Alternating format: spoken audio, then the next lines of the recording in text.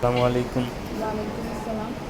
আমরা কি কিবোর্ডের ব্যবহার শিখছি? জি ভাইয়া। আচ্ছা, কিছু কিবোর্ডের ব্যবহার বললে জিজ্ঞেস করলে বলতে পারবেন? ইনশাআল্লাহ। আচ্ছা, কন্ট্রোল এ দ্বারা কি? কন্ট্রোল এ দ্বারা পুরো ফাইলের যতগুলো পেজ আছে সবগুলোকে সিলেক্ট করা। আচ্ছা, কন্ট্রোল এস দ্বারা কি?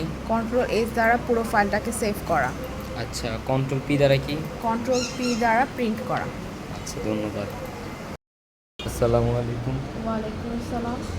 আচ্ছা, আজকে আমরা নতুন করে কিছু কিবোর্ডের ব্যবহার জানতে চাই। হ্যাঁ, জি ভাইয়া। কন্ট্রোল জেড দ্বারা কি করে?